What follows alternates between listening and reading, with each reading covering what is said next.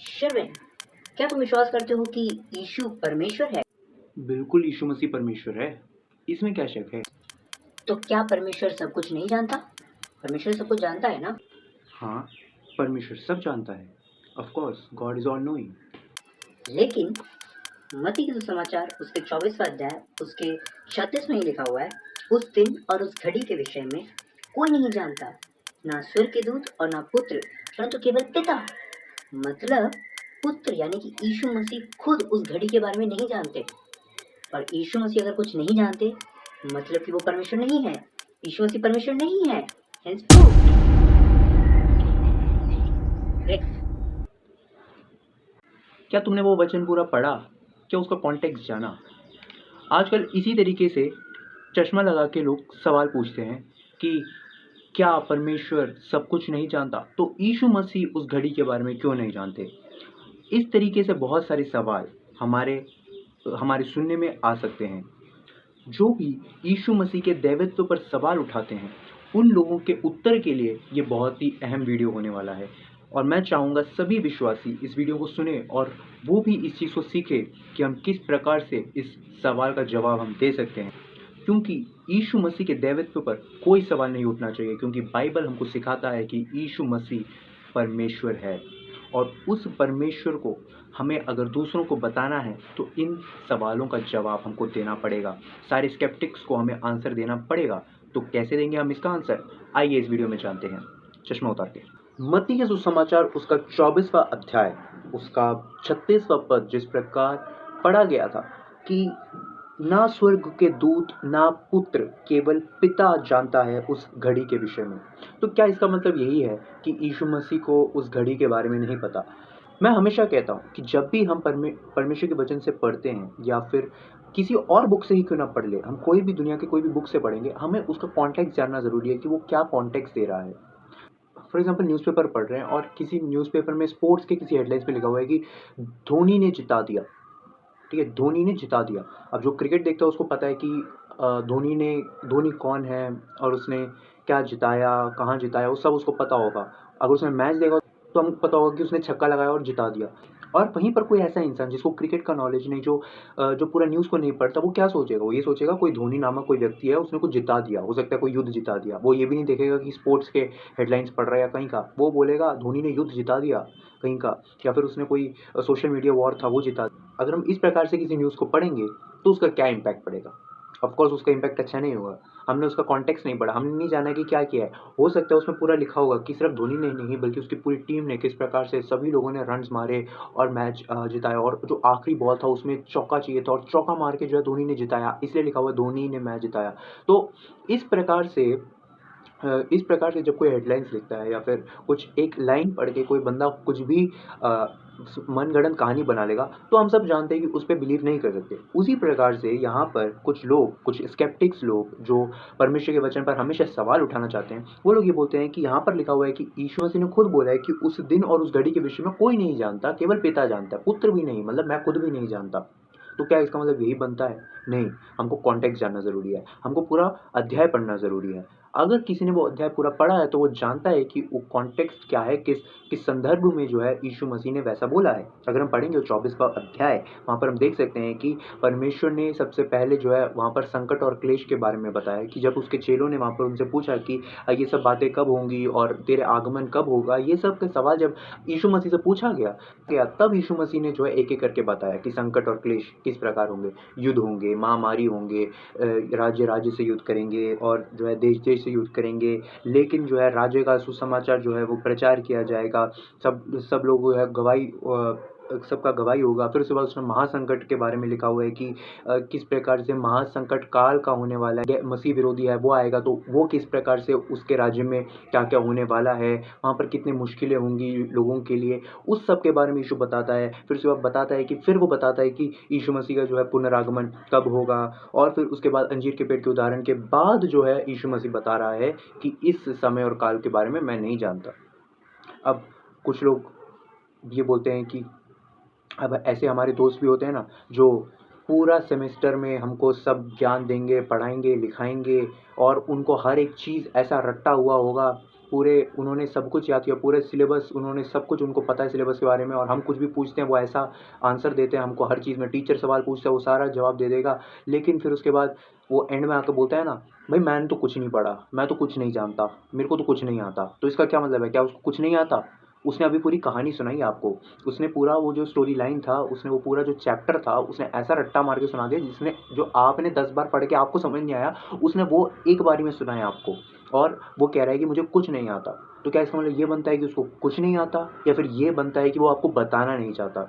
बिल्कुल second option, कि वो आपको बताना नहीं चाहता। उसी प्रकार से यीशु मसीह यहाँ पर उसके कहने का तात्पर्य ये है कि वो जो समय और काल है, उसका जो अभी डिक्लेयर करने का टाइम है वो अभी आया नहीं है, वो तुम्हें बताने का जो है टाइम अभी आया नहीं है। यीशु मसीह ने ये नहीं बोला कि मुझे पता नहीं है क्लियरली, कि मैं तो अनजान हूँ इस बात से, मुझे कुछ नहीं पता। अगर अनजान होते यीशु मसीह इस बात से, तो पहली बात तो फिर वो जो 24वें अध्याय में पहली बात लिखा हुआ है वो सब बताते भी नहीं यीशु मसीह। वो कहते हैं मुझे तो पता ही नहीं है सब कब होना है, मुझे क्या पता होगा, ये तो सिर्फ पिता को पता है। नहीं, यीशु मसीह ने उन सब चीज़ों को जो है line by line, paragraph by paragraph, verse by verse, सब कुछ ऐसा ब्रेक डाउन कर करके वो पूरा पढ़िएगा आप अपने घर पे, जब भी आराम से चैन से बैठ कर ना वो पूरा अध्याय पढ़िएगा। हर चीज़ को जो है एक्सप्लेन करके बताया हुआ है, और ये बताया हुआ है कि कैसे मेरा आगमन, पुनरागमन होगा, और ये सब बताने के बाद बोल रहा है कि मुझे टाइम का नहीं पता। अब इसका जो है एक बहुत ही एक अहम हिस्सा जो हमें जानना ज़रूरी है वो ये है कि अगर हम इसके आगे वाली अध्याय में पढ़ेंगे, 25वें अध्याय में अगर हम पढ़ेंगे, तो वहाँ पर जो है हम देख सकते हैं एक दृष्टांत दिया हुआ है 10 कुँवारियों के बारे में। तो वहाँ पर जो है एक शादी से संबंधित जो है वहाँ पर एक एग्जाम्पल जो है वहाँ पर यीशु मसीह दे रहा है। यीशु मसीह ने जो है वहाँ पर शादी से तुलना करी है।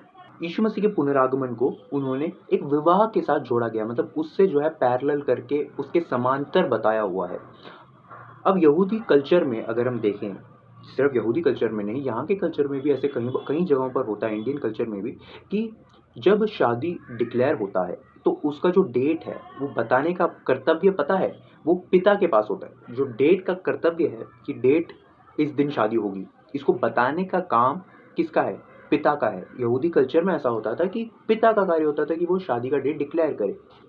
वहीं पर यहाँ पर भी कई बार हम देख सकते हैं कि जैसे कि मान लो कि 4 दोस्त मिले हुए हैं, एक दोस्त की शादी हो रही है और उस दोस्त ने जो अपने दोस्तों को बोला, भाई मेरी शादी होने वाली है, मेरी शादी में ये खाना होगा, वो खाना होगा, ये सब होगा, कि मेरी शादी में जो है ये बैंड वाले होंगे, इनको मैं बुलाऊंगा। और ये सब जो है ये सब जो है बोलने के बाद एक दोस्त उससे पूछेगा कि भाई तेरा डेट क्या है, शादी का डेट क्या है, ये सब कब होगा? तो बोलेगा नहीं नहीं, मुझे डेट वेट नहीं पता, मुझे ये सब पता है, मुझे डेट नहीं पता।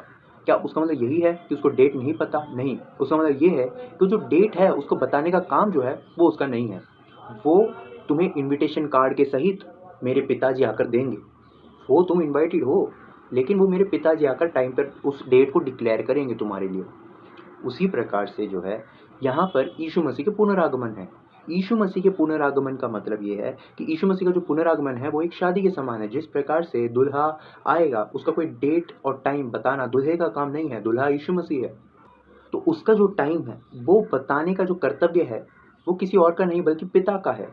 तो हमें इस बात को जो है ट्रिनिटी में समझना ज़रूरी है कि 3 व्यक्तित्व हैं, उन तीनों व्यक्तित्व का अलग-अलग अपना-अपना कार्य है, लेकिन सब जो है एक समान एक चीज़ पर एक विल के साथ चलते हैं, लेकिन उनके कार्य अलग-अलग हैं।